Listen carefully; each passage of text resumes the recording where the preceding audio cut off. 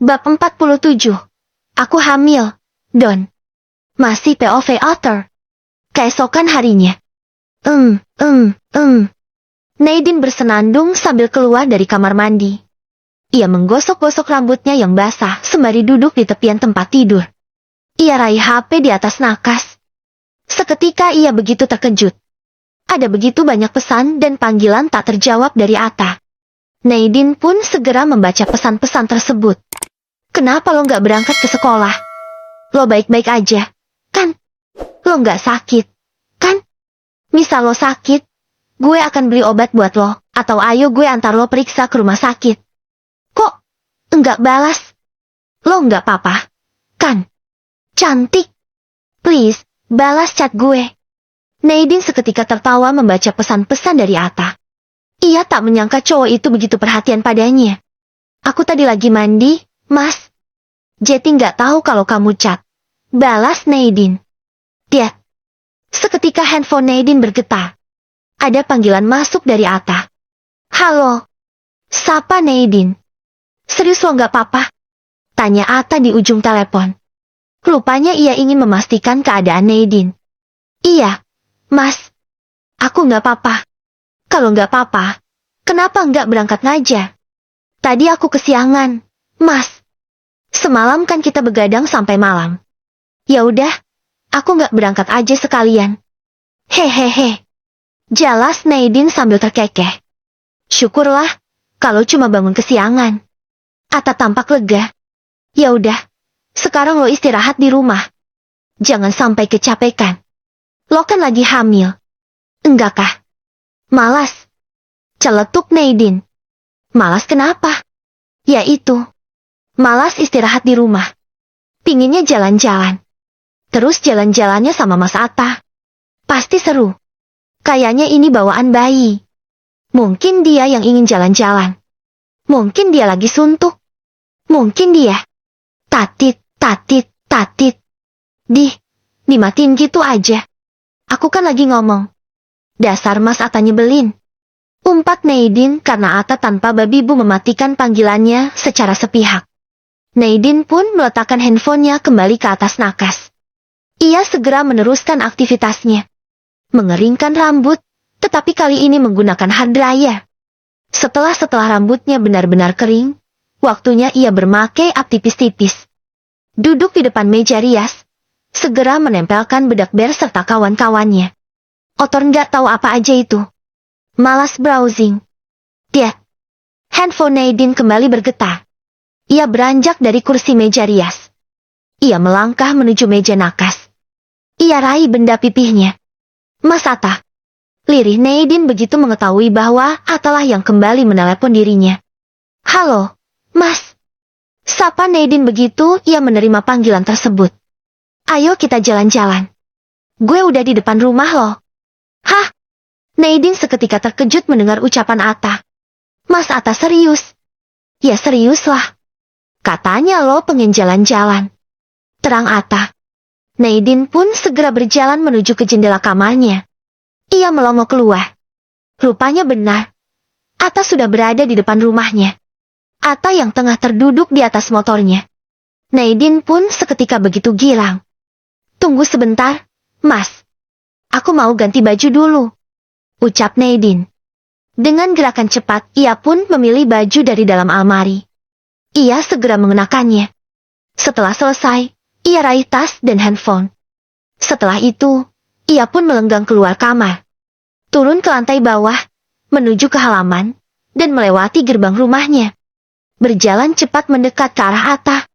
Mas Atta kok mau ngajak aku jalan-jalan? Emangnya Mas Atta nggak kerja? Tanya Nadine setelah sampai di hadapan Atta. Bolos. Hah? Bolos? Kenapa mesti bolos? Kan, demi lo. Katanya lo pengen jalan-jalan. Katanya itu bawaan bayi. Makanya sebisa mungkin harus gue turutin. Gue kan gak mau antara bayi lo lahir malah ileran. Jelas Atta. Nadine pun tampak senyum-senyum tak jelas. Lo kenapa? Mas Atta serasa kayak ayahnya. Hehehe. Atta tercekat mendengarnya. Ya udah yuk berangkat. Ajak Atta. Ia berusaha mengalihkan pembicaraan. Ayo. Nadine segera naik ke atas si Ayang. Lo pengen jalan-jalan kemana? Tanya Atta sebelum menstarter motornya. Enggak tahu. Enggak tahu. Coba pikirin dulu lo mau kemana. Kemana ya? Nadine memutar otak. Lumayan lama. Tetapi akhirnya, kita ke time zone aja, Mas. Atau ke playground di mall. Kita main di sana. Kayak EN4KK3 Chill. Mas Atta nggak mau. Ya udah ayo. Kan, demi D3 dek bayi di dalam perut lo. Asik. Nadine begitu girang. Pegangan. Titah Atta sambil menstarter si Ayang. Lo pegang tetik gue. Awas. Ancamnya sebelum Nadine melakukannya. Iya, Mas. Enggak. Nadine pun melingkarkan tangannya di pinggang Atta. Si Ayang pun segera melaju. Tetapi kemudian, Street. Nadine memasukkan tangannya ke dalam kaos olahraga yang dikenakan Atta. Ia sengaja memegang put 1 nanogram Atta. Woi, lo ngapain, woi? Teriak Atta. Laju motor yang ia kemudikan pun jeti sedikit oleng. Hehehe. Nadine hanya terkekeh menanggapinya. Mora memilih-milih sepatu di hadapannya. Sepatu yang dijual di sebuah toko di dalam mall. Sayang, yang ini bagus enggak menurut kamu? Tanya Mora kepada Aldon. Aldon sekilas melirik harga sepatu tersebut. Lumayan mahal. Ia sampai menelan ludah. Jelek. Enggak cocok di kaki kamu. Jawab bohong Aldon. Padahal sebetulnya enggak cocok di kantongnya. Mora pun kembali memilih. Ia melihat-lihat deretan sepatu-sepatu di hadapannya. Aku punya informasi penting tentang Nadine. Ucap Aldon sembari terus menemani Mora memilih-milih sepatu. Informasi apa? Dia kan untuk sementara iseng ngajar di salah satu sekolah SD swasta. Maksud kamu Nadine? Mora memperjelas. Iya, Nadine. Dia jadi guru. Enggak salah. Entahlah. Katanya dia cuma iseng melakukannya. Katanya untuk mengisi waktu selama cuti dari perusahaan. Terang Aldon. Lalu, dia kenal salah satu cowok di sana. Juga seorang guru SD. Mereka sangat begitu dekat. Oh, jadi kamu cemburu. Mora memotong ucapan Aldon. Bukan itu yang aku permasalahkan. Terus, aku terkejut setelah mengetahui siapa cowok itu. Emang siapa cowok itu? Dia adalah suami Nadine ketika Nadine menghilang. Apa? Mora begitu tak kejut. Kamu serius, Don? Iya, serius. Masak sih? Nadine udah nikah. Mana nikahnya cuma sama guru SD pula. Mora serasa tak percaya. Entahlah. Aku juga bingung. Tapi menurutku, Nadine sudah benar-benar melupakan dia. Maksudmu melupakan suaminya sendiri? Ya, dan itu sangat menguntungkan buat aku. Karena apa? Karena aku tak akan melepaskan Nadine sebelum aku benar-benar memegang perusahaan papanya. Lalu aku gimana? Celetuk Mora. Kamu sabar ya. Tunggulah sampai saat itu tiba. Tapi kapan? Secepatnya, sayang. Tutur Aldon sambil mengelus rambut Mora. Tapi raut wajah Mora malah tampak cemberut. Sepatu ini sepertinya cocok banget buat kamu, sayang. Aldon mengalihkan pembicaraan. Tentu saja agar Mora tak lagi marah padanya. Benarkah? Ya. Baiklah. Aku akan beli yang ini aja. Oke. Mora dan Aldon pun segera menuju ke kasir untuk membayar sepatu pilihan mereka. Totalnya berapa? Mbak. 2 juta, Mas. Klek. Aldon tercekat. Ia tak menyangka jika harganya semahal itu. Sial. Kenapa aku tadi nggak cek harganya dulu? Batinnya merutuk. Sayang. Kamu lihat-lihatlah baju yang di sana dulu. Kayaknya bagus-bagus. Ucap Aldon kepada Mora. Entah apa yang sedang ia rencanakan. Oke, sayang. Aku tinggal ke sana dulu ya. Mora pun berjalan pergi menuju ke lokasi toko baju yang baru saja ditunjuk Aldon. Mbak. Panggil Aldon kepada si kasir toko sepatu setelah Mora pergi. Ya, Mas. Sepatu ini bayarnya bisa dicicil enggak? Klek. Mbaknya kasir tampak terkejut. Batinnya. Orang kaya kok beli sepatu aja. Ngutang. Maaf, Mas, enggak bisa. Jawab pembaknya kasir. Aldon pun tampak kecewa. Kalau yang produk KW dari sepatu ini ada enggak? Tanya Aldon lagi. Ada, Mas. Harganya jauh lebih murah. Ya udah, sepatu ini tuker sama yang KW aja. Tapi jangan bilang-bilang sama pacar saya ya, Mbak. Baik, Mas. Mbaknya kasir pun segera mengambilkan sepatu KW, dan Aldon bergegas membayarnya. Lalu ia membawa sepatu KW tersebut untuk pergi menuju di mana Mora berada. Cantik begitu antusias mengambil boneka dari mesin capit. Tapi berkali-kali ia selalu gagal. Aku nggak bisa ngambilnya, Mas. Keluh Nadine kepada Atta. Sini, gue ambilin. Kini giliran Atta yang melakukan permainan tersebut. Cantik pun sangat antusias. Ia berharap Atta bisa mengambilkan salah satu boneka di dalam kotak kaca di hadapannya. Tetapi rupanya Atta pun gagal. Dan Nadine tampak kecewa. Lo kenapa? Tanya Atta. Sedih. Sedih kenapa? Sedih karena kita nggak bisa ngambil satu boneka pun. Padahal kayaknya ada 3 dek bayi di dalam perutku yang pengen boneka itu. Dek. Atta Jetty terpacu begitu mendengar jika itu adalah permintaan si ada 3 dek bayi di dalam perut. Oke. Akan gue ambilin. Ucap Atta. Tapi bukannya kembali memainkan mesin capit. Ia malah tiba-tiba aja. 2. Menendang mesin capit. Lalu kemudian. Puk. Boneka benar-benar keluar dari dalam mesin tersebut. Nadine terkejut sekaligus girang. Hore. Kita dapat bonekanya. Tendangan Mas Atta benar-benar keren. Puji Nadine. Ayo kita segera cabut. Kayaknya mesinnya jadi rusak. Ajak Atta. Ia was-was. Lampu dan suara musik di mesin capit Jetty berhenti. Kini mereka beralih ke permainan lain. Mereka menghampiri permainan street basketball. Mas Atta pasti bisa memasukkan bola-bolanya. Ucap Nadine setelah mereka berada di hadapan mesin permainan street basketball. Kalau ini sih, kecil. Tutur Atta. Ia begitu percaya diri. Karena ia adalah seorang guru olahraga. Ia segera memulai permainan. Menggosok kartu di tempat yang disediakan. Bola-bola pun menggelinding ke arahnya. Dengan cepat ia memasukkan bola-bola tersebut. Tak ada yang meleset. Semua masuk ring dengan sempurna. Hore, Mas Atta keren. Lantang Nadine. Hingga beberapa orang yang berada di area time zone semua melihat ke arah Atta. Melihat Atta yang tengah memasukkan bola. Merasa diperhatikan oleh semua orang. Kecaperan Atta pun jadi merajalela. Ia segera mengeluarkan jurus-jurus terhebatnya. Ia memasukkan bola sambil merem, sambil kayang, koprol, juga sambil goyang TikTok. Satu bola pun tak ada yang gagal masuk. Hingga kemudian. Cukup. Hentikan. Ucap si karyawan time zone. Bisa-bisa tempat ini bangkrut kalau kedatangan orang kaya kamu. Ucapnya. Atta dan Cantik pun kemudian diusir dari lokasi permainan street basketball. Mereka pun segera menukar tiket yang didapat. Tiket yang ia tukar dengan sebuah boneka kecil. Nadine girang banget. Kayak berasa lagi dapat undian berhadiah mobil Avanza. Setelah itu, mereka segera keluar dari area time zone. Mereka berjalan-jalan di sekitaran mall. Tapi tiba-tiba saja langkah mereka terhenti.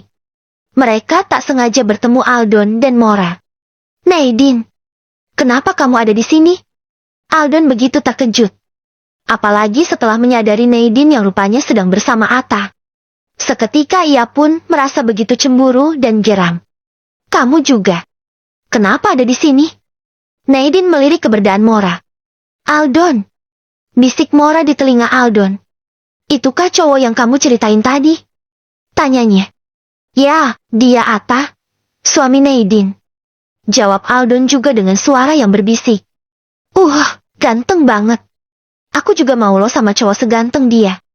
Kere nggak apa-apa. Aku siap mengarungi suka dan duka sama dia. Atau kalau perlu, aku aja yang kerja buat nafkahi dia. Pantas saja. Nadine mau sama dia. Ternyata tampangnya 11-12 sama otornya. Aku jadi ngiri. Ucap Mora keluar kegatelannya. Aldon makin geram mendengarnya. Ia makin tersaingi dengan sosok Atta. Setit. Tiba-tiba Aldon meraih pergelangan tangan Nadine. Ayo pulang, ajaknya. Hah? Nadine terkejut. Tetapi Aldon segera menarik paksa dirinya. Nadine pun akhirnya tak bisa menolak. Mas Atta, aku pergi dulu ya. Ia sempat berpamitan kepada Atta. Meski ia sambil melangkah pergi mengikuti langkah Aldon. Aldon segera mengajak Nadine ke area basemen. Menghampiri mobilnya yang terparkir di tempat tersebut. Masuk, titah Aldon. Nadine terpaksa patuh. Ia segera masuk ke mobil Aldon. Duduk di kursi depan. Aldon juga ikut masuk ke dalam. Ia segera menghidupkan mesin mobilnya untuk melaju pergi meninggalkan area basemen. Kenapa kamu bisa pergi sama dia? Tanya Aldon dengan suara ketus. Ia yang juga tengah sibuk mengemudikan mobilnya. Aku bosan di rumah. Makanya aku ngajak jalan-jalan Mas Atta. Jawab Nadine sambil menundukkan kepalanya. Ia tak berani menatap Aldon. Kenapa kamu nggak ngajak aku aja? Kenapa mesti dia? Dan kenapa kamu nggak minta izin sama aku dulu kalau kamu mau jalan sama cowok lain? Kalau kayak gini kan, kamu kesannya lagi selingkuh. Kamu nggak ngaca dengan diri kamu sendiri. Sahut Nadine. Ia paksakan untuk melihat ke arah Aldon. Maksud kamu? Kenapa kamu jalan sama Mora? Kamu lagi nganterin dia belanja? Atau kamu yang belanjain dia? Aldon terkejut mendengar ucapan Nadine. Anu, itu aku cuma apa? Kejar Nadine. Kami tadi tuh habis ketemu klien di restoran area mall. Setelah selesai, kita sekalian berjalan-jalan. Bohong Aldon. Kamu berkata bohong pun aku juga nggak tahu. Kamu jadi nuduh aku. Kamu nuduh aku selingkuh sama Mora. Ya, bisa aja, kan? Timpa Nadine. Otakmu memang benar-benar bermasalah. Makanya kamu nuduh orang seenaknya. Terserah. Aku malas berdebat sama kamu. Ketus Nadine. Ia tampak memberenggut. Kini tatapannya tertuju ke arah pemandangan di luar jendela. Haf. Aldon menghela nafas. Ia sedang berusaha meredam amarahnya. Sayang. Lirihnya sambil tangannya terulur ke arah Nadine. Ia menggenggam jemari Nadine. Sungguh. Aku nggak ada hubungan apa-apa sama Mora. Kita hanya sebatas rekan kerja. Enggak lebih. Tuturnya. Kali ini suaranya begitu lembut. Tetapi Nadine tak menimpali. Ia tetap terdiam. Sekarang kita lupain aja ya pembicaraan yang tadi. Aku nggak mau kita bertengkar. Tambahnya. Oh ya, kamu ingin pergi kemana? Aku akan nemenin kamu jalan-jalan. Aldon mengalihkan pembicaraan. Aku mau pulang aja. Balas Nadine. Kenapa? Aku udah capek. Mau istirahat. Baiklah. Aku akan anterin kamu pulang. Aldon pun segera melajukan mobilnya menuju ke arah di mana rumah Nadine berada. Sayang. Aku nggak bisa mampir ya. Aku kan harus kembali ke kantor. Ucap Aldon setelah mobilnya berhenti di depan gerbang rumah Nadine. Ya, enggak apa-apa. Balas Nadine.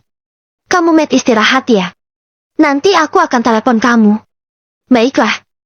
Nadine tak segera turun dari mobil. Ia malah tampak terdiam. Sepertinya ia sedang memikirkan sesuatu. Kamu kenapa? Sayang. Aldon pun terheran. Don. Aku pengen ngomong sesuatu sama kamu. Ngomong apaan?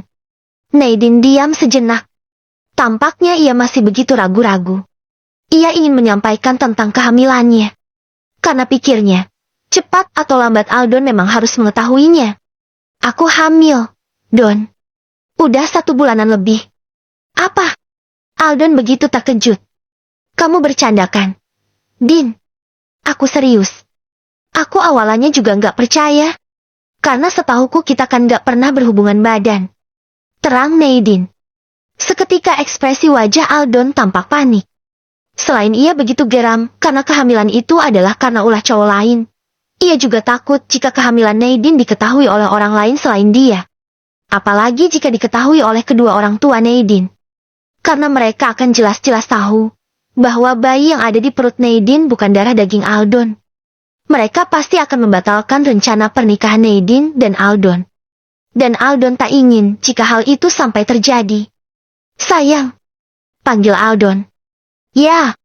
Apa papa sama mama udah tahu? Mereka belum tahu. Aldon sedikit lega. Sayang, berjanjilah padaku kamu jangan bilang-bilang dulu tentang kehamilanmu pada siapapun. Terutama pada papa dan mama. Ya, emangnya kenapa? Nadine heran dengan permintaan Aldon. Aldon bingung mencari alasan. Aku masih belum siap jika mereka sampai mengetahuinya. Beri aku waktu ya. Nanti aku yang akan bilang pada mereka. Baiklah. Nadine patuh begitu saja.